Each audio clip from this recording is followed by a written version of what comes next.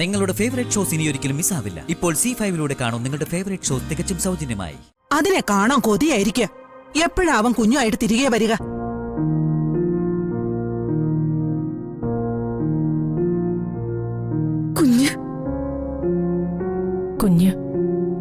കുഞ്ഞു കൂടെയില്ല.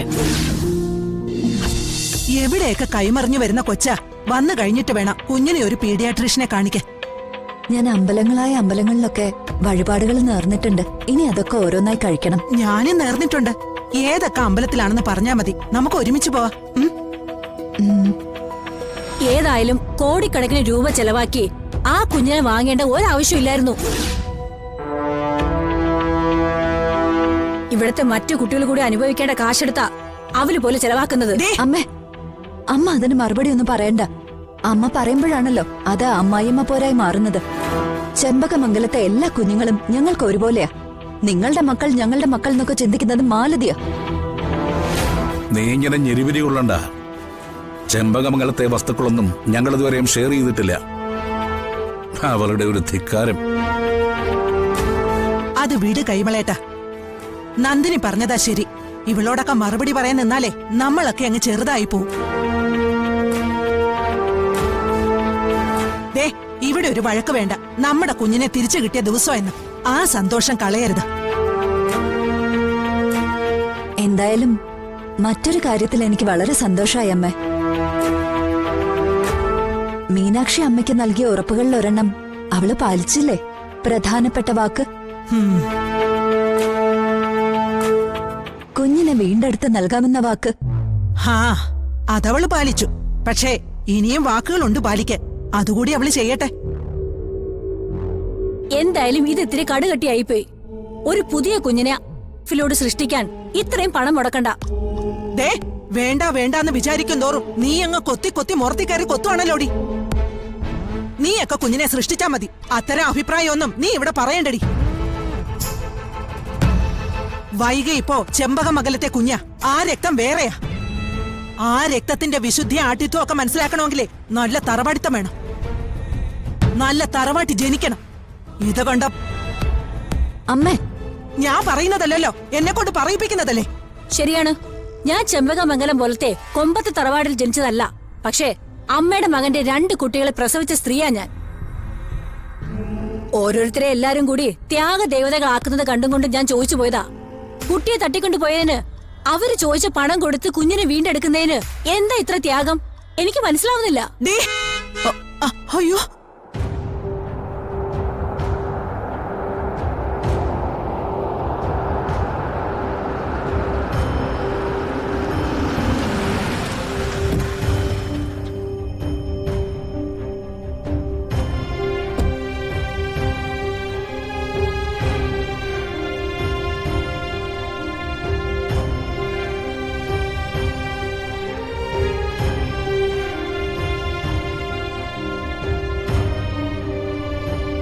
എന്തൊരു കുഴപ്പമുണ്ടല്ലോ.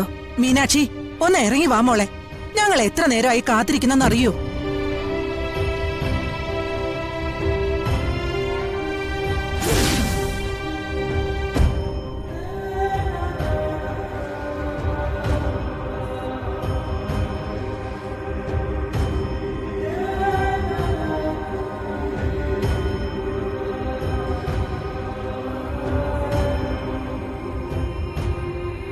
കാർത്തിമോൻ എവിടെ? ഇതെന്താ അവൻ വന്നില്ലേ? പോലീസ് കേസ് ആയതുകൊണ്ട് സ്റ്റേഷനിൽ ചില ഫോർമാലിറ്റീസ് ഉണ്ട്. കാർത്തി അങ്ങോട്ട് പോയിരിക്കുക. ഓ, അപ്പൊ കുഞ്ഞിനെ കൊണ്ട് അവൻ പോയിരിക്കുകയാണല്ലേ. ആ,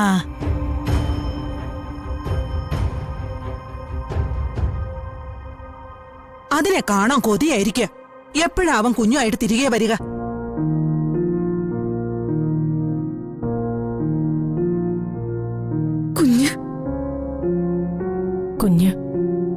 കുഞ്ഞു കൂടെയില്ല.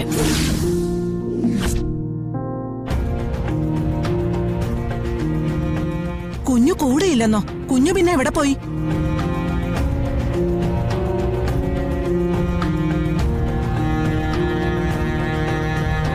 ഇതെന്താ നിങ്ങളൊന്നും മിണ്ടാ നിൽക്കുന്നേ? ചോദിച്ചത് കേട്ടില്ലേ?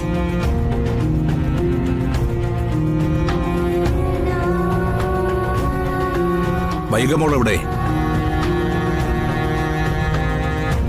ഇതെന്താ മോളെ ഇങ്ങനെ നിക്കുന്നെ? കുഞ്ഞെവിടെന്നല്ലേ ചോദിച്ചത്? കുഞ്ഞിനെ കിട്ടിയില്ലമ്മേ.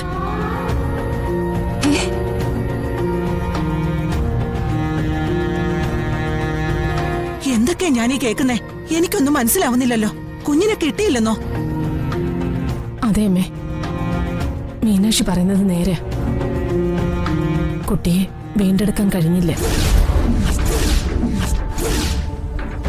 ആരോ ചന്തയ്ക്ക് പോയതുപോലെ ആയി. പോയ പോലെ ദാ വന്നിരിക്കുന്നു. മാലതി, നിന്റെ കളിയാക്കൽ വേണ്ട. അല്ല, ഞാൻ ചോദിക്കുന്നതിൽ എന്താ തെറ്റ്? ഇത്രയും രൂപ ചെലവാക്കി പോയതല്ലേ? എത്ര എളുപ്പത്തിൽ കുഞ്ഞിനെ അവിടെ നിന്ന് കൊണ്ടുവരായിരുന്നു. എന്നിട്ട് ആ കാശ് കൊണ്ടുപോയി കളഞ്ഞോ? എനിക്കതാ അറിയേണ്ടത്.